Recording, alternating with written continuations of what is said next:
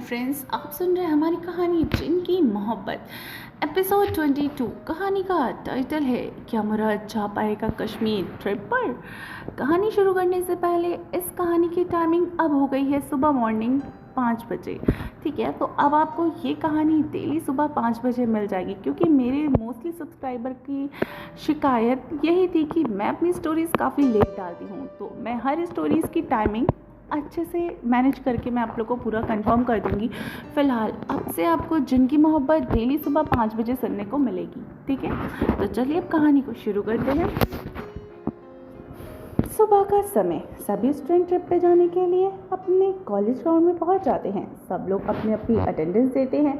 सब लोग काफ़ी खुश थे ट्रिप पे जाने के लिए। प्रिशा ने तो 2 बड़े बड़े बैग्स पैक किए थे। उसने अपनी ज़रूरत का हर सामान रखा था। प्रिशा आज काफ़ी खुश भी लग रही थी। साहिल ने टी शर्ट के ऊपर लेदर की जैकेट पहन रखी थी। साहिल आज काफ़ी हैंडसम लग रहा था, एकदम प्रिंस चार्मिंग के जैसे। विशाल ने मॉल से जो शॉपिंग की थी ना, प्रिशा की पसंद की, उसने वही कपड़े पहने हुए थे। वो भी काफ़ी क्यूट लग रहा था। जन्नत ने मुराद के साथ जो चूज़ की हुई ड्रेस थी, उसने वही पहनी थी। उसकी सादगी दिल को छू देने वाली थी। जन्नत ने आज रोज की तरह पोनीटेल नहीं की हुई थी। उसने अपने बालों को साइड पिन करके ही खुला छोड़ दिया था। उसके बाल हवा में उड़ रहे थे, जो कि काफ़ी खूबसूरत लग रहे थे। अपनी चुलबुली प्रिशा के तो क्या ही कहने थे। मैडम ने पूरे काउबॉय जैसे ही कपड़े पहन रखे थे, सर के ऊपर बड़ी सी और पैरों में बड़े बड़े शूज़। विशाल आज प्रिशा को देखकर हैरान ही हो गया था।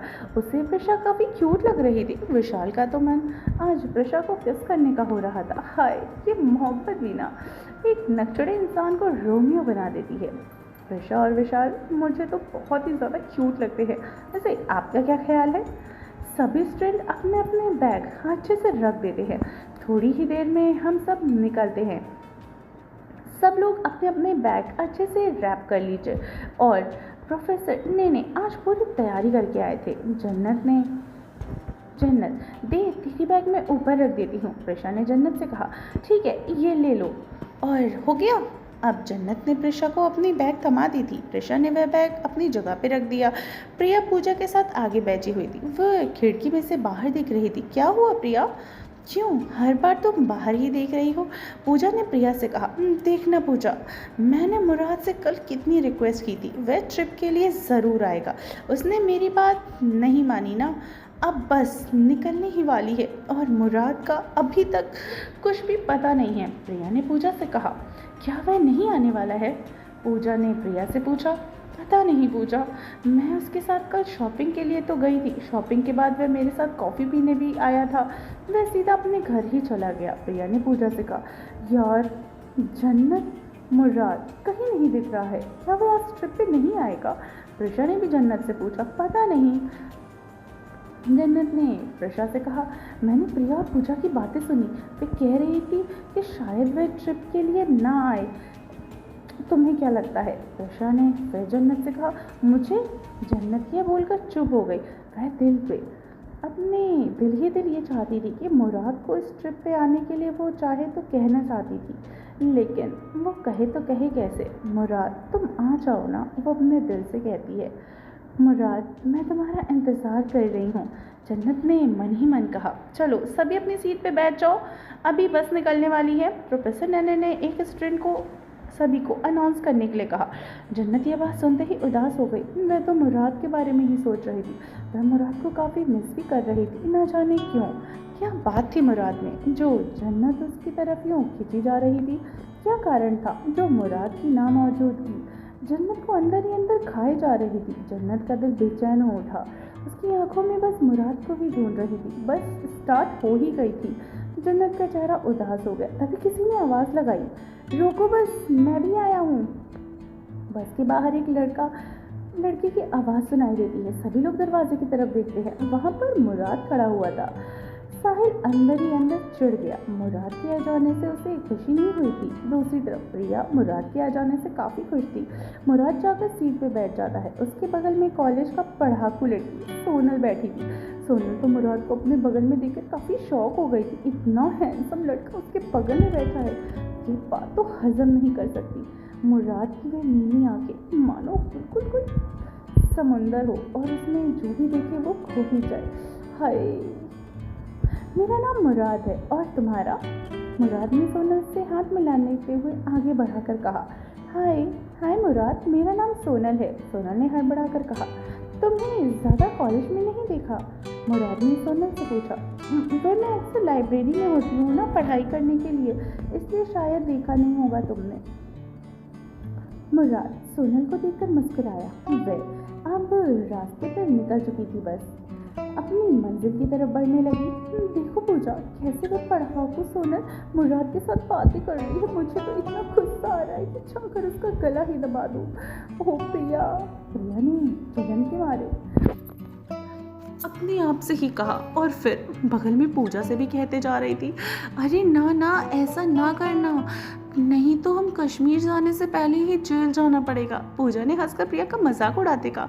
हाँ हाँ, उड़ा ली मेरा मजाक, और इस मुराद को भी क्या जरूरत थी उस चंपू के साथ बैठने की, प्रिया ने पूजा से कहा। जन्नत देख रही थी कि मुराद सोनल के साथ बातें कर रहा है। ये देखकर उसे जलन हो रही थी, पर अब वे कर भी तो क्या सकती थी। बेचारी सोनल, आज वे सभी लड़कियों के निशाने पर जो थी, उसके सपनों का राजकुमार जो सोनल के साथ ही बैठा था। अब भगवान बचाए सोनल को इन लड़कियों की बुरी नज़रों से।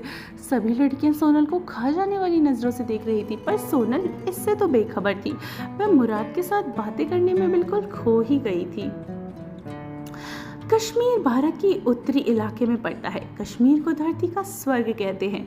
यहाँ पर बहुत भारी मात्रा में बर्फ पड़ी होती है, और यहाँ की पहाड़ियाँ हमेशा बर्फ से ढकी रहती हैं, जिन्हें हिमा पर्वत कहते हैं। यहाँ का तापमान काफ़ी ठंडा रहता है। ये इलाका ज़्यादातर बर्फ से ही ढका रहता है। कश्मीर जाना हर किसी की ख्वाहिश रहती है। ये एक ख्वाब की तरह होता है। यहाँ पर हरी भरी घाटियाँ हैं, ऊंचे ऊंचे अशोक के वृक्ष हैं, जंगल, पहाड़ों के बीच से बहते हुए दूध जैसी सफ़ेद पानी के झरने, मन को शांत कर देने वाले। आशा की वैसे ये ट्रिप काफ़ी ही खूबसूरत होने वाली है। जन्नत अपनी इस ट्रिप के बारे में ऐसे ही बातें करके और अपने दिल में ही ये सारी चीज़ें सोच रही थी। इस ट्रिप में क्या क्या एडवेंचर होता है।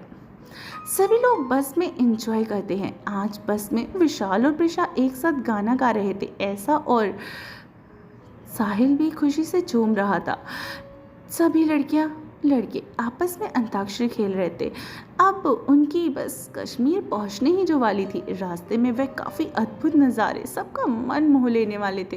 बस रुक जाती है। वह सभी अपनी डेस्टिनेशन पे पहुंच गए। एकदम मस्त लग रहा था। मुझे यहाँ मेरे दिल को सुकून मिल रहा है। सच में जन्नत, मज़ा ही आ गई, ऐसा प्रिशा ने जन्नत से कहा। हाँ जन्नत, एकदम फिल्म दिखाते हैं ना, बिल्कुल वैसा ही लग रहा है मुझे आज यहाँ पर, ऐसा प्रिशा ने फिर जन्नत से कहा। बाप रे, ठंड की मारी तो मेरी हालत ही ख़राब हो जा रही है। हू विशाल अपने हाथ रब करते हुए अजीब सी आवाज़ें निकाल रहा था। दोस्तों चलो, सभी अपना सामान ले लो, हमें होटल रूम की तरफ भी जाना है, साहिल ने सबसे कहा। हाँ चलो प्रिशा और विशाल अपना अपना सामान ले लेते हैं, जन्नत ने कहा। सभी स्टूडेंट्स अपना अपना सामान ले लीजिए, आज हम यहीं रेस्ट करने वाले हैं। दोपहर का खाना खाकर सभी आराम कीजिए, रात को बॉनफायर का प्रोग्राम होने वाला है, प्रोफेसर नेने ने ऐलान कर दिया। वाओ फैंटास्टिक, आज तो बहुत मज़ा आएगा, विशाल ने काफ़ी लो वॉइस में लेकिन बहुत ही क्यूरियस होकर कहा। हाँ, हम वहाँ पर बहुत इंजॉय करेंगे, ऐसा साहिल ने विशाल से कहा। सभी स्टूडेंट 55 का ग्रुप बनाकर रूम में जाते हैं। वहाँ पर एक रूम में 5 जनों के रहने का अरेंजमेंट किया गया था। साहिल, विशाल, शशांक, धीरज और मुराद थे।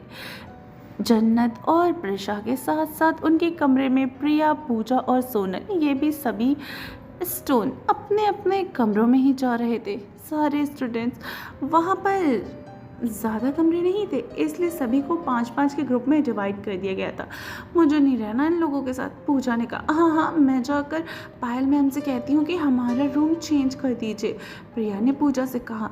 हाँ, जाओ, वैसे भी हमें भी तुम्हारे साथ रहकर बहुत ज़्यादा खुशी नहीं होगी, प्रिशा ने प्रिया से कहा।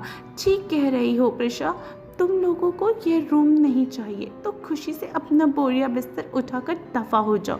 जन्नत ने भी व्यंग तरीके से उसी की नकल उतारते हुए प्रशा से कहा, What the language you are speaking, boring बिस्तर and all।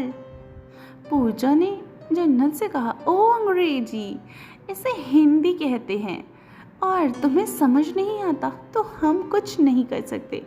प्रशा ने पूजा से कहा, छठ पूजा, इन गवारों को साथ साथ बस छोड़ दे, चल चल अंदर चलते हैं, लेट्स ग्रो फ्रॉम हेयर। ऐसा प्रिया ने पूजा से कहा। पूजा और प्रिया उस रूम से अपना सामान लेकर पायल को ढूंढने चली गई। प्रिशा चैन से सांस लेकर अपने बिस्तर पर पसर जाती है और जन्नत बाथरूम में फ्रेश होने चली जाती है।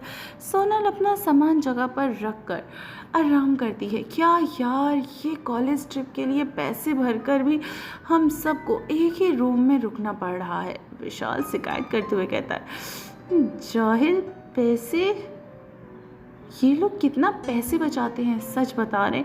इन लोगों ने पैसे ना मतलब दबा लिए होंगे, सारे पैसे नहीं यूज़ किए होंगे। क्या बोल रहे हो यार धीरज तुम? साहिल ने धीरज से पूछा। अरे वे बोल कॉलेज वाले अपना पैसा हड़प लिया, शशांक ने साहिल से कहा। वो अच्छा, साहिल बोलता है, वैसे तू अच्छी मराठी बोल लेता है। धीरज विशाल से कहता है, बस काय भावा आपा मराठी माशूर। हाय धीरज ने फिर से विशाल से कहा, चलो फ्रेश हो लो, सब नीचे लंच करके लिए जाना है। शशांक ने कहा, सब स्टूडेंट खाना खाने के लिए डाइनिंग टेबल में आ जाते हैं और पूजा प्रिया होटल को एक्स्ट्रा पैसे देकर अपने लिए 2 कमरे रेंट पर ले लेती हैं। मुझे तो बहुत भूख लगी है, आज खाने में क्या है? प्रिशा ने खाने के सेक्शन में लाइन लगाते हुए ऐसा कहा। उसके पीछे से धीरज और विशाल ने अपनी प्लेट लगाई थी। अगर प्रिशा किसी वही फिर से मराठी बोलने लगा और धीरज की इस तरह की मराठी वाली लैंग्वेज सुन के वैसे भी प्रिशा काफ़ी चिढ़ गई थी क्योंकि उसे कुछ भी समझ में नहीं आ रहा था। क्या बोला तुमने? प्रिशा ने फिर से धीरज से पूछा। कुछ नहीं, मैं बोला तुम खाना ले लो, मैं इंतज़ार करता हूँ। यह सुनते ही विशाल शशांक पे हंसने लगा। हाँ हाँ ले लो रही हूँ, हाँ हाँ ले रही हूँ। जन्नत तुम भी अपनी प्लेट ले लो जल्दी से, प्रिशा ने जन्नत से कहा। जन्नत आगे आती है। वह प्लेट उठाने ही वाली थी कि मुराद और वे एक ही प्लेट पकड़े हुए थे।